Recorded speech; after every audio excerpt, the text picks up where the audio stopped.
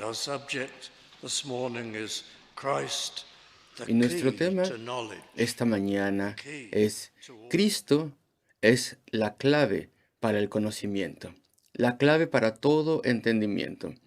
Y voy a ir de vuelta tal vez al versículo 43 para comenzar, donde el Señor le dice a los líderes entre los judíos: ¿por qué no entendéis mi lenguaje? Porque no podéis escuchar mi palabra. Y aquí tenemos que estamos unos 6 meses antes de la cruz del Calvario y seguimos estudiando este gran discurso del Señor. El tiempo de la fiesta de los tabernáculos se ha terminado y aquí tenemos el primer día después de que se termina la gran fiesta de los tabernáculos. Y entonces Cristo enseña. Él había estado siendo amenazado de muerte 4 veces, e incluso durante esa misma fiesta de los tabernáculos, y aún así después con valor regresa al templo y toma su ministerio de enseñanza. Y él ahora está hablando en lo que se llama la corte de las mujeres, la cual estaba abierta a hombres y mujeres, pero se llamaba así porque las mujeres no podían ir más allá, solamente podían llegar hasta esa corte del templo al aire libre. Era un lugar muy amplio. Los antiguos escritores nos dicen que medía unos 220 pies por 220 pies, así que era bastante grande. Y había muchas personas allí, miles de personas estaba escuchando al Señor. Era como de 70 metros por 70 metros más o menos. Y allí se recogían los dineros, si tú quieres. Allí había las cajas que estaban en la pared, en la corte de las mujeres. Esas cajas para recoger el dinero. Y entonces había una pared que tenía una puerta a la siguiente galería. Esa galería estaba un poco más alta, tal vez solamente era angosta, pero atravesaba todo lo ancho que tenía la corte de las mujeres, a pesar de que era angosta. Y entonces yo creo que esa es la posición en donde los líderes de los judíos estaban parados. Y muchos de los escribas y los fariseos y los sacerdotes de mayor rango estaban allí y estaban interrumpiendo al Señor con diferentes preguntas. Estaban intentando hacer que el efecto de su enseñanza fuera el menor posible. Y su táctica era convertir toda enseñanza espiritual que el Señor decía en algo bastante terrenal, de modo que ellos pudieran ridiculizarlo. Y vemos un ejemplo en el versículo 21 y 22, donde dice así en el versículo 21 y 22. Otra vez les dijo Jesús: yo me voy y me buscaréis, pero en vuestro pecado moriréis. A donde yo voy vosotros no podéis venir.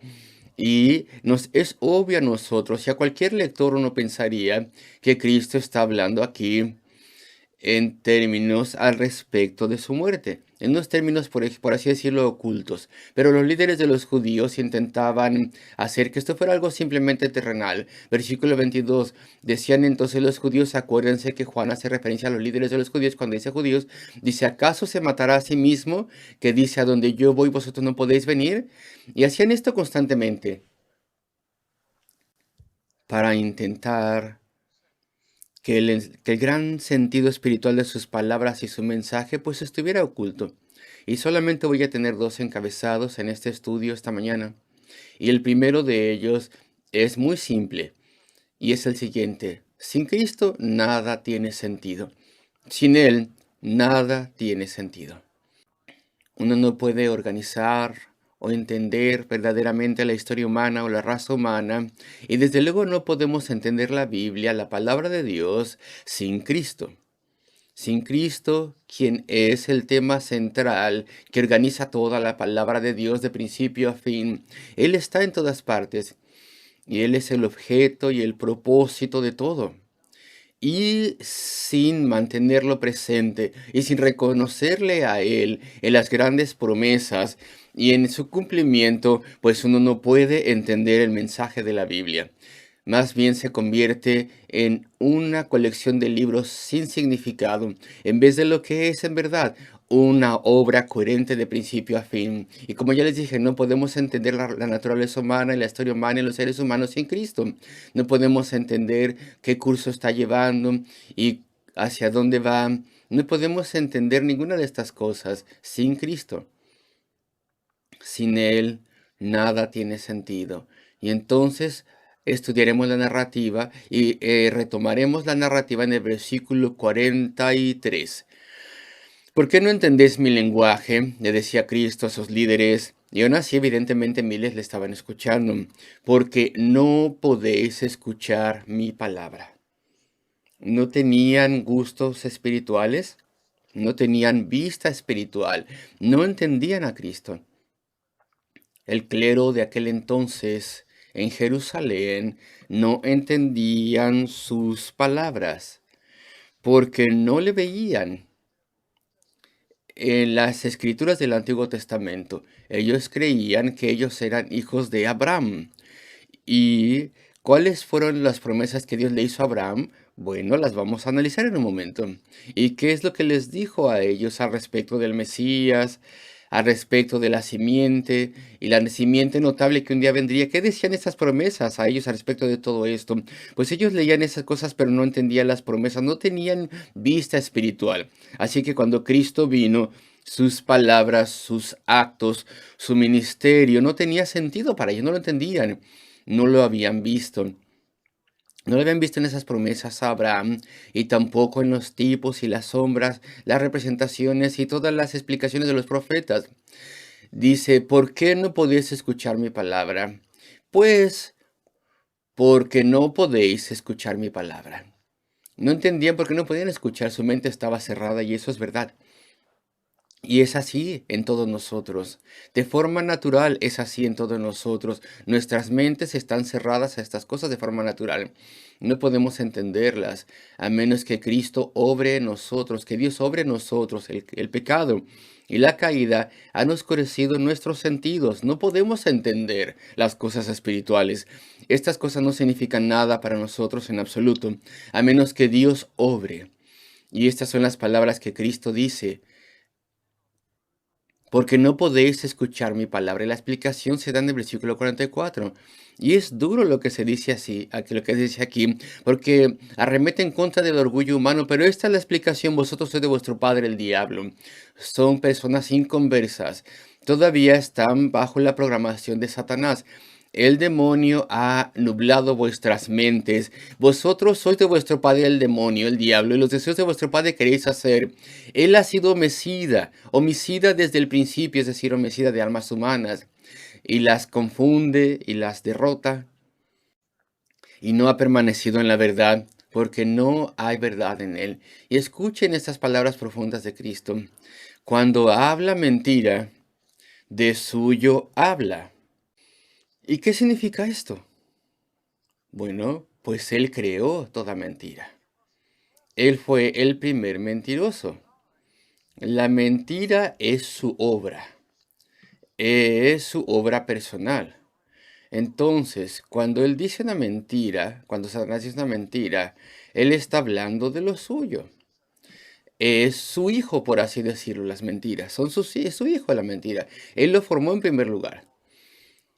Dice que él es mentiroso y padre de mentira. Y nosotros estamos sujetos al engaño constante del malvado, a sus enunciados engañosos. Antes de la conversión estamos sujetos a ello. Antes de que Dios intervenga estamos sujetos a todo eso. Antes de que Dios abra nuestras mentes estamos esclavizados a ello. Versículo 45. Y a mí, porque digo la verdad, no me creéis. Hay una resistencia instintiva en contra de la verdad dentro de nosotros. Es aquí porque hablo la verdad, les dice. Debido a ello, ustedes me resisten, porque están programados en contra de la verdad. Por así decirlo, pueden ver a la verdad que viene de lejos y entonces ya ponen una barricada y se defienden en contra de la verdad. Y ese es el significado de este enunciado. Y después el Señor avanza en el versículo 46 Y dice, ¿quién de vosotros me redarguye de pecado? Y la palabra que se traduce aquí, redarguye, es acusa. ¿Quién me acusa? O incluso, ¿quién me prueba? ¿Quién me da la convicción? ¿Quién puede probar que tengo pecado? Solamente uno en contra de mí, dice el Señor. Él ha utilizado este razonamiento antes en el versículo 29, donde dice, porque el que me envió conmigo está, no me ha dejado solo el Padre, porque yo hago siempre lo que le agrada. Y cuando él lo dijo entonces, a medida que hablaba estas palabras, muchos creyeron en él. Es verdad, dijeron ellos. Él nunca hizo nada malo. Nunca ha ido ninguna falta en su enseñanza. Dice muchas cosas que maravillan y nos sorprenden. Y aún así, cuando escudriñamos la escritura, vemos que él tenía toda certeza. Él estaba en lo cierto. Y estas son las interpretaciones correctas, sin lugar a dudas, porque él nunca tuvo ningún mal pensamiento, nunca tuvo mal carácter, nunca reaccionó con un mal espíritu. Y entonces cuando él le dice a las personas antes, yo siempre hago la voluntad de mi Padre y de forma perfecta. Entonces fueron convencidos, pero no todos. Y con toda certeza los líderes no estaban convencidos. Así que el Señor repite esto en el versículo 45. Y dice entonces así, ¿quién de vosotros me redarguye de pecado? ¿Quién me lo puede probar? ¿Alguna vez he obrado algún milagro que no haya sido eficaz?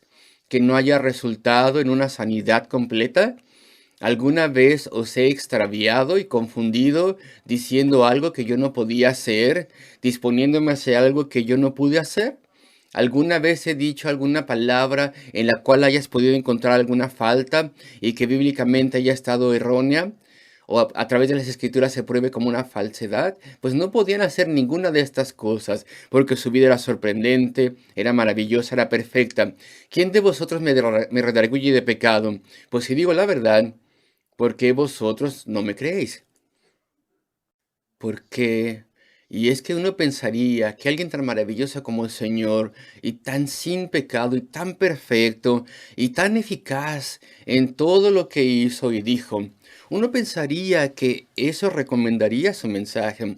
Pero ven ustedes, vemos aquí cómo el pecado es tan irrazonable. El pecado no tiene sentido. La resistencia en contra de Dios no tiene sentido. Y si digo la verdad, ¿por qué no me crees? Y después la explicación, versículo 47.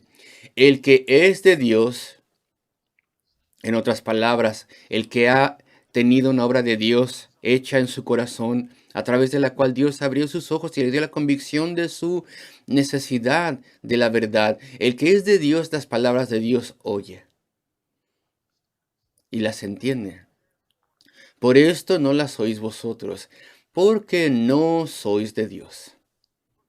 Y bueno, no podían responder nada a eso. ¿Y cómo responde el clero de aquel entonces? No podían dar ninguna respuesta razonable y dicen, aquí está nuestra explicación. Aquí te voy a decir por qué no creemos en ti a pesar de lo que dices. Y a pesar de la perfección de tu conducta y tus palabras, esta es la respuesta. Pues no, no pudieron decir nada de eso, simplemente lo insultaron. Y mira el versículo 48. Y entonces dan una respuesta completamente irrazonable. Versículo 48. Respondieron entonces los judíos y le dijeron, ¿no decimos bien nosotros que tú eres samaritano? Es decir, este es el más grande insulto que podían pensar. Consideraban que los samaritanos eran personas que habían corrompido y quebrantado la palabra de Dios y habían creado su propia religión, solamente manteniendo unas cosas de la verdadera religión. Así que al decirle samaritano, estaban insultándole, diciendo, ¿acaso no decimos bien que eres un hereje? Y tienes un demonio. Lo peor que podían decir al respecto de él. Entonces simplemente estaban diciendo tonterías, estaban gritándole desde ese balcón que describí antes, de modo que las miles de personas que estaban ahí pudieran escuchar. Y versículo 49, la respuesta del Señor está aquí. Estudiemos esto cuidadosamente, pongamos atención, porque la forma en que el Señor lidia con ellos es maravillosa. Hay que estudiarla. Respondió Jesús, yo no tengo demonio, antes honro a mi Padre y vosotros me deshonráis. Y sí, él honraba siempre al Padre. Todo lo que el Señor hacía honraba al Padre. Y esto es un razonamiento importante. Cuando él lograba milagros, por ejemplo, él estaba honrando al Padre. Él estaba mostrando el poder de Dios, el poder del Padre y el poder del Hijo. Él estaba demostrando la amabilidad de Dios al sanar a muchísimas personas. Él estaba honrando al Padre al hacer eso cuando predicaba. Él constantemente llevaba a las personas al Padre y les mostraba cómo podían encontrar al Padre a través del arrepentimiento del pecado y la fe. Y entonces él hacía maravillosas ilustraciones y explicaba parábolas y persuadía. Él estaba haciendo eso y honraba al Padre. En todo aspecto de su vida honraba al Padre. Él honraba al Padre siempre y traía gloria a Él. Así que aquí tenemos el razonamiento del Señor. Yo honro al Padre y vosotros me odiáis por eso. En efecto, eso es lo que les está diciendo. El Mesías ha venido, enviado del Padre. Y sin parar honraba al Padre y señalaba al Padre, y vosotros le odiáis.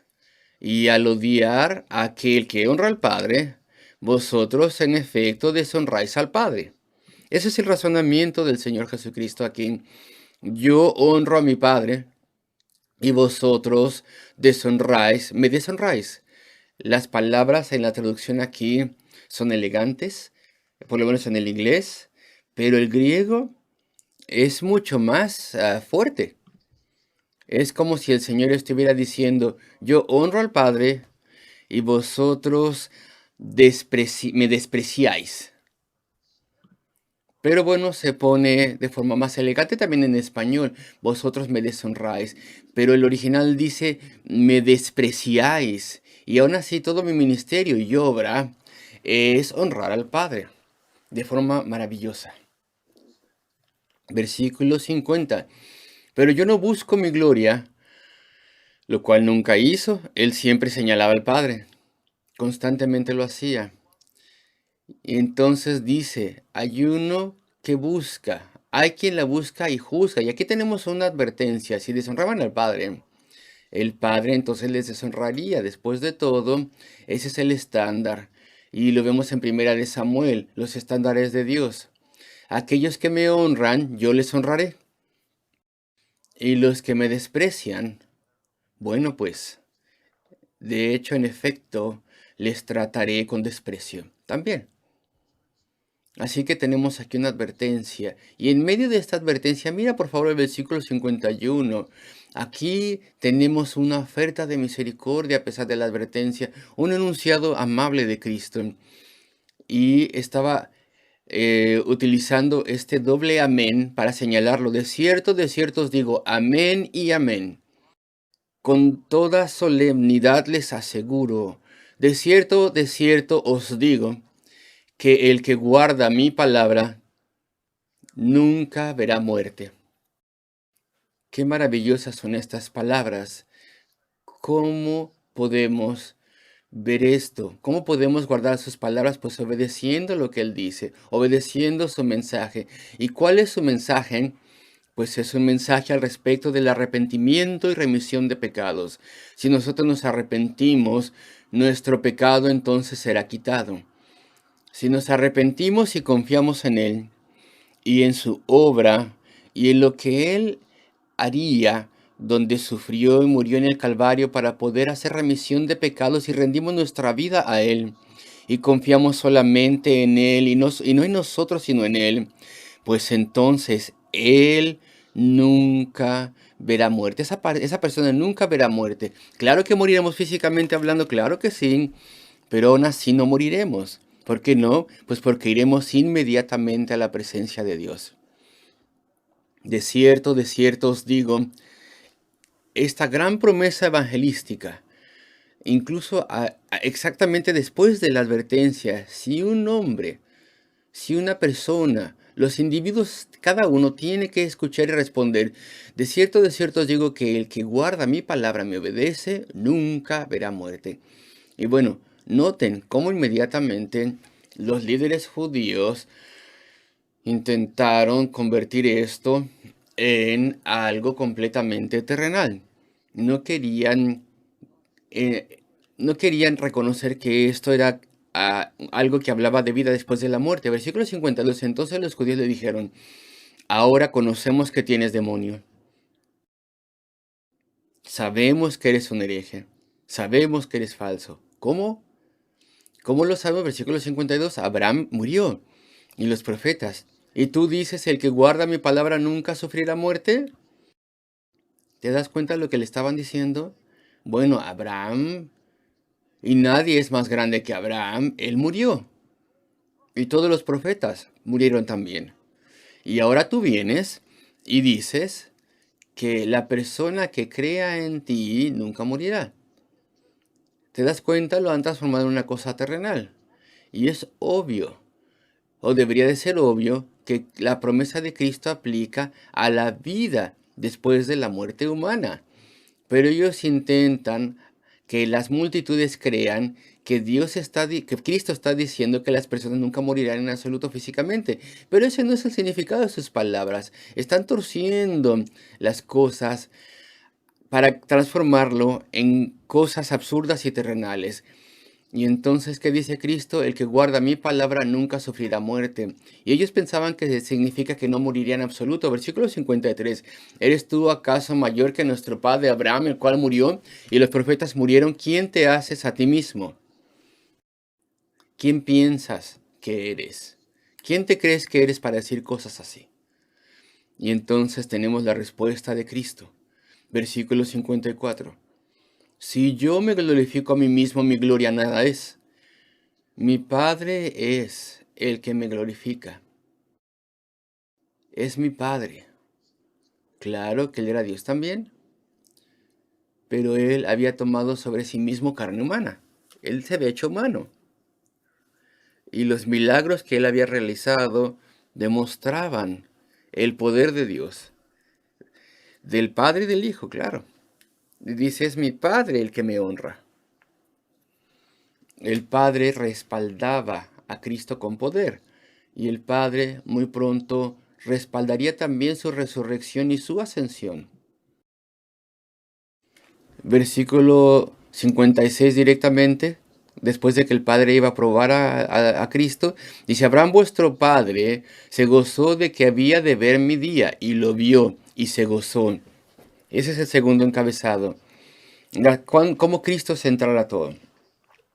Él es la clave para entender la Escritura y para entender la raza humana. Escuchen estas palabras, por favor, versículo 56, donde dice así, Abraham vuestro padre se gozó de que había de ver mi vida, y lo vio, perdón, mi día, y lo vio, y se gozó. Pero de hecho, esta traducción en la Reina del 60 está mal, porque tendría que decir, como dice la Reina Valera antigua, dice, Abraham vuestro padre se gozó por ver mi día y lo vio y se gozó. La Biblia de las Américas dice, vuestro padre Abraham se regocijó esperando ver mi día y lo vio y se alegró. Pero una mejor traducción de este versículo es como aparece en la Reina Valera antigua, la de 1909, que dice, Abraham vuestro padre se gozó por ver mi día, no de que habría de verlo o que lo vería, sino por ver mi día, y lo vio y se gozó. Y la Biblia de las Américas, junto con la Reina del 60, tienen una traducción de menor calidad en este versículo específicamente, pero la Reina Valera antigua, la de 1909, está mejor. Se gozó por ver mi día y lo vio. Y claro, Abraham vio el día de Cristo. Y ahora les voy a llevar a diferentes pasajes que ustedes ya conocen y solamente quiero poder mostrar lo que estoy diciendo estoy hablando de que la prueba de que Abraham vio el día de Cristo. Primero les voy a llevar de vuelta y yo creo que esto les será bastante útil, espero yo. Voy a llevarles de vuelta a Génesis 3. Y me atrevo a decir que ustedes ya saben a dónde voy. Génesis 3, versículo 15. el enunciado que Dios hace a la serpiente después de la caída del hombre. Y pondré enemistad entre ti y la mujer, y entre tu simiente y la simiente suya. Esta te herirá en la cabeza, y tú le herirás en el calcañar. La primera promesa de Cristo en la Biblia. La primera promesa de que vendría el Mesías. Inmediatamente después de la caída del hombre y su desobediencia en el huerto del Edén, y la serpiente, em, a ella se le dice que habría hostilidad entre la simiente de la serpiente, es decir, la gente que no es salva, la gente inconversa, y la serpiente también contra la simiente de la mujer, quien es Cristo, y le siguen a Cristo su pueblo. Y Cristo heriría la cabeza de la serpiente. Y ustedes saben que eso fue lo que pasó en la cruz del Calvario. Cuando Cristo tomó el castigo del pecado representando a todos los que serían salvos. Y esa fue una herida terrible a la cabeza de la serpiente. Él perdió control de todos los que serían creyentes en Cristo. Y entonces él mismo llegó a ser juzgado. Pero Cristo sufrió en el proceso, claro. Tú, la serpiente, le herirás en el calcañar. Y aquí vemos el Calvario, la muerte redentora de Cristo. Entonces habría un gran descendiente, Adán y Eva, y eso estaba firmemente en las mentes de todos los piadosos a través del Antiguo Testamento. Ese gran descendiente de Adán y Eva, a través de quien el mundo sería redimido. Y voy ahora a Génesis 15, donde la misma promesa comienza a revelarse a Abraham. Cristo dice, Abraham se gozó de que vio mi día, el día en el que vendría, el día en el que el Mesías aparecería. Génesis 15, después de estas cosas, versículo 1, vino la palabra de Jehová a Abraham en visión diciendo, no temas, Abraham, yo soy tu escudo y tu galardón será sobremanera grande. Y Abraham le dijo, Señor Dios, ¿qué me darás porque no tengo hijo? Ando sin hijo. Y versículo 3 dijo también Abraham, mira que no me has dado prole. Y he aquí que será mi heredero un esclavo nacido en mi casa. El versículo 4, luego vino a él palabra de Jehová diciendo, no te heredará sino un hijo tuyo será el que te heredará de sus propias entrañas. Y entonces le sacó y le dijo, mira ahora los cielos, versículo 5, y cuenta las estrellas si las puedes contar. Y le dijo, así será tu descendencia. Versículo 6, y creyó a Jehová y le fue contado por justicia. Y después se le dio un gran sello a Abraham, que corroboraría que él tendría mucha o gran descendencia. Y este es el principio del desenvolvimiento de la promesa. Y en Génesis 17 todavía se muestra más, donde dice en el versículo 1, era Abraham de edad de 99 años cuando le apareció Jehová y le dijo, yo soy el Dios Todopoderoso, anda delante de mí y sé perfecto, y pondré mi pacto entre mí y ti, y te multiplicaré en gran manera. Entonces Abraham se postró sobre su rostro, y Dios habló con él diciendo, he aquí mi pacto es contigo, y serás padre de muchedumbre de gentes, de naciones. No solamente los hebreos, sino muchas naciones, incluso las naciones gentiles en el futuro. Ellos también heredarían la fe de Abraham. Sería un padre de muchas gentes, muchas naciones. Y leo versículos 6 y 7. Y te multiplicaré en gran manera. Y haré naciones de ti, y reyes saldrán de ti, y estableceré mi pacto entre mí y ti, y tu descendencia después de ti, en sus generaciones por pacto perpetuo, para ser tu Dios, y vemos que la promesa se explica todavía más. Después, Génesis 22, este pasaje muy famoso que ustedes conocen, en el versículo 1, aconteció después de estas cosas que probó Dios a Abraham y le dijo, Abraham, y él respondió, heme aquí. Y dijo, toma ahora tu hijo, tu único Isaac, a quien amas, y vete a tierra de Moría, y ofrécelo allí en holocausto sobre uno de los montes que yo te diré. Qué prueba tan grande para Abraham. Él conocía al Señor de cerca, él creía en Dios y había probado la fidelidad de Dios en tantas formas, se había escuchado su voz e incluso había visto apariciones preencarnadas de Cristo. ¿Qué prueba tenía él ahora? Tu único hijo, en quien la promesa vive de que tú tendrías una gran descendencia. A él ofrécelo como sacrificio, como holocausto, y Abraham lo iba a hacer. Él creía que Dios no podía dejar de cumplir su promesa.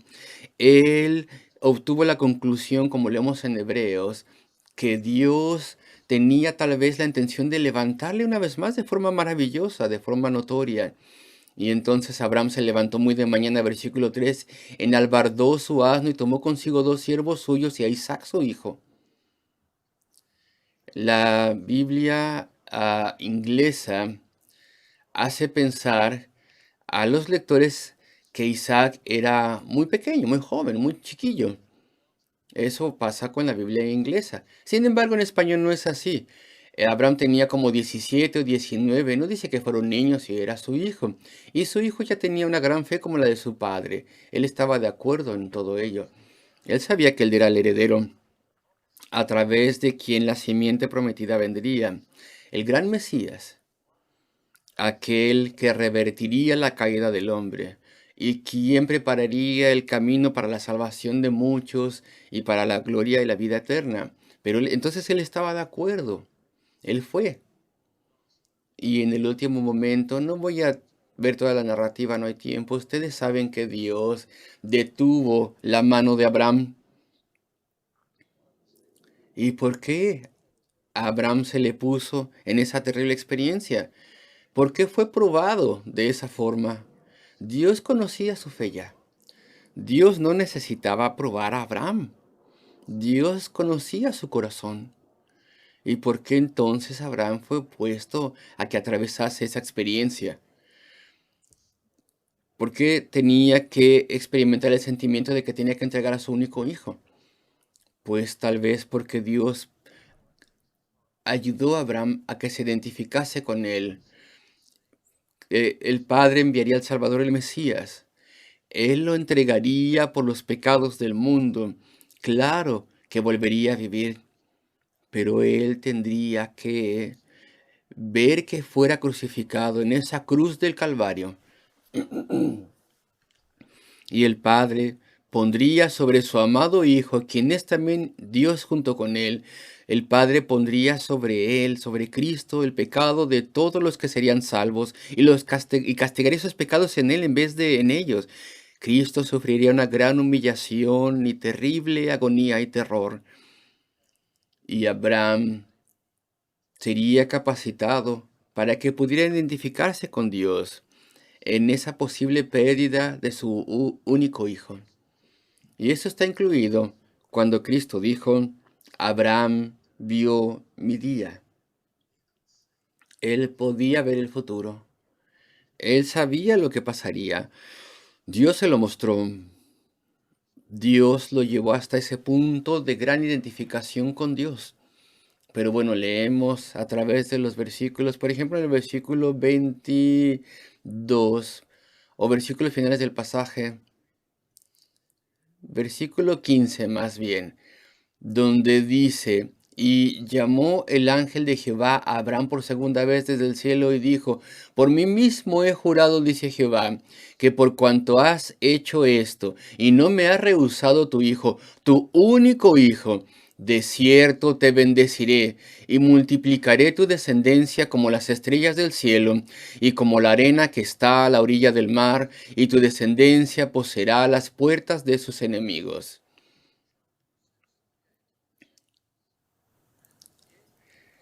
En tu simiente, versículo 18, serán benditas todas las naciones de la tierra, por cuanto obedeciste a mi voz.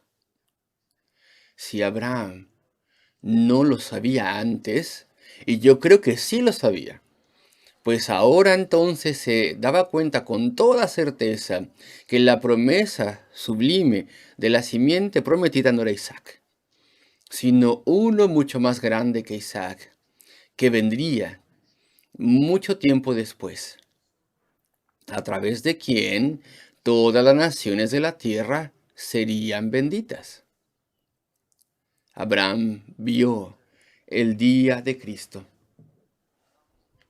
A través de los siglos, el Hijo de Dios vendría, a través de quien todas las naciones de la tierra serían bendecidas. Él lo sabía. Entonces voy a la carta a los Hebreos, capítulo 11, donde se nos explica con términos tan sencillos, versículo 8, las cosas se nos explican. Por la fe Abraham, siendo llamado, obedeció para salir al lugar que había de recibir como herencia, y salió sin saber a dónde iba. Por la fe habitó como extranjero en la tierra prometida, como en tierra ajena, morando en tiendas con Isaac y Jacob, coherederos de la misma promesa. Y aquí tenemos el versículo fundamental, porque esperaba la ciudad que tiene fundamentos, cuyo arquitecto y constructor es Dios. Él vivía en tiendas, tan rico, o sin importar cuán rico llegó a ser, sin importar cuán grande número de ganado tenía, cuántas posesiones tenía, él vivía en casas de campaña, en tiendas de campaña. Y eso era un símbolo y una señal para nosotros de que esta tierra no es el lugar para nosotros. Esta vida presente no es la vida suprema para nosotros. Estamos viviendo, o él vivía como peregrino, porque toda mi vida señala y anhela esa ciudad que tiene un verdadero fundamento, es decir, el espiritual. El fundamento es Cristo y su amor redentor y su muerte en la cruz del Calvario. Una ciudad firme, indestructible, una ciudad eterna en los cielos, una tierra celestial cuyo arquitecto y constructor es Dios. Y si vemos el versículo 13, el escritor de los Hebreos explica todavía más por si acaso no lo hemos entendido. Habla de Abraham y de sus hijos los patriarcas y dice, conforme a la fe murieron todos estos, sin haber recibido lo prometido. Las promesas de una ciudad que tiene fundamento. Y creyéndolo y saludándolo, mirándolo de lejos y confesando que eran extranjeros y peregrinos sobre la tierra, estaban persuadidos del día de Cristo, que Él vendría y compraría la salvación, vendría aquel a través de quien todas las naciones del mundo serían bendecidas. Y fueron persuadidos y abrazaron esas cosas y confesaron que eran extranjeros y peregrinos sobre la tierra. Porque los que esto dicen, los que viven en tiendas, etcétera, los que vivían esos símbolos declaraban, decían, daban a entender claramente que buscaban una patria, pues si hubiesen estado pensando en aquella de donde salieron, ciertamente tenían tiempo de volver a Harán. Hubieran podido tener tiempo para volver a ese lugar de donde salieron, pero ellos anhelaban una mejor, es decir, celestial, versículo 16, por lo cual Dios no se avergüenza de llamarse Dios de ellos. Entonces Cristo le dice a los líderes de los judíos que Abraham vio mi día. Ustedes dicen que ustedes son hijos de Abraham, pero él sí podía ver todo esto. Él podía ver mi ministerio y mi venida. y lo que yo haría, y mi sufrimiento y muerte. Él incluso se había identificado con todo ello. Ustedes pueden ver mi día. Él pudo ver mi día y se gozó. Y el griego dice, de hecho, él saltó de gozo. Y los traductores lo han puesto de forma más refinada. Se gozó. Pero él saltó del gozo que tenía. Tenía tan grande gozo. Y entonces se gozó. Y eso pasó incluso antes del nacimiento de Isaac. Por eso llamó a Isaac como le llamó, lo cual significa risa, carcajada, risa. Él se gozó. Tenía tan grande gozo de ver la venida del Salvador un día, ese gran descendiente. Y entonces el Antiguo Testamento avanza y las promesas son repetidas una y otra vez. Y los profetas toman el tema del mensaje y hablan al respecto de aquel que vendría. Pero los líderes de los judíos en el tiempo de Cristo no lo habían visto. Vieron la narrativa histórica del Antiguo Testamento, pero no vieron las promesas. Tan claras como eran, no las vieron. Y no vieron las profecías. Y no vieron esa línea de promesa, de principio a fin, ese gran cable, ese gran hilo, si tú quieres, que corre a través de todo el Antiguo Testamento, donde vemos las sombras y señales, los ejemplos de Cristo, todo es al respecto de Cristo. Lo mismo pasa contigo y conmigo. Somos salvos por la sangre de Cristo. Y si tú no ves a Cristo en el Antiguo Testamento, entonces no tendrá sentido para ti. Él es el principal principio de interpretación del Antiguo Testamento. Y Él es la única forma de entender a los seres humanos y la naturaleza humana. Porque estamos todavía en este mundo. Bueno, ese es otro sermón. Pero estamos aquí solo por Cristo. ¿Por qué Cristo no destruyó la raza humana el día después de la caída del hombre? ¿Por qué Dios no la destruyó? Pues porque el Salvador vendría, quien sufriría y moriría para salvar a millones de personas que serían recogidas de toda nación a medida que pasaban los siglos del tiempo de este mundo, para que ellos pudieran heredar y habitar el cielo eterno con el Señor.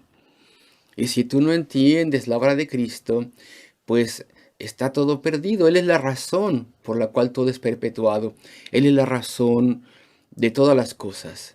Y nuestros ojos han sido abiertos en la conversión y le servimos y le amamos. Y no podríamos tener alguna situación, alguna prueba, alguna dificultad que nos sobrecogiera de tal forma que no pudiéramos confiar más en Cristo. ¿Y por qué no? Pues porque tú conoces a aquel que es la explicación de todas las cosas. Tú conoces a aquel que es la explicación de la palabra de Dios, de toda la historia. Tú conoces a aquel cuya esperanza te sostiene. Y si tú eres salvo a través de la sangre de Cristo, pues tienes a Cristo. Y Cristo es la clave para entenderlo todo. Uno no podría tener una mayor bendición en el intelecto, en la mente, en el espíritu, en la vida, en el corazón, que no sea este llamado a entenderle a Cristo y amarle y servirle. Y lo vemos nosotros aquí en estas palabras. Y quisiera tener tiempo para poder llegar hasta el final del pasaje, porque hay algo final muy importante, muy maravilloso. Cuando los judíos le dijeron, tú no tienes 50 años, tú no estabas por ahí cuando Abraham estaba vivo, ¿qué quieres decir de que él te podía ver y tu día lo pudo ver? Versículo 58, Jesús les dijo, de cierto os digo, antes que Abraham fuese, yo soy. ¿Puedo decir una última cosita antes de terminar, amados amigos? Yo soy. Ese es el nombre de Dios, ¿no lo habías notado? En el Antiguo Testamento. Antes de que Abraham fuese, yo soy. Yo estaba con el Padre. Yo existía antes de Abraham. Yo soy eternamente el Hijo de Dios. Pero también, léanlo así. Incluso en la Escritura. En la Escritura dejando de lado esa gran verdad de que Cristo está hablando al respecto de que Él es eterno. Incluso en la escritura, antes de Abraham, antes de que Él fuese, yo soy. Cristo aparece en la escritura mucho antes que Abraham. En el principio, en Génesis capítulo 3, versículo 15, la primera promesa del Salvador. Antes de Abraham, vemos a Cristo en la escritura. Aplica de forma literal y también de forma bíblica. Antes de que Abraham fuese, yo estoy ahí. Y es así. Y una vez que Dios te capacita a entender esto, pues puedes entender todo. Terminemos entonces cantando el himno 192.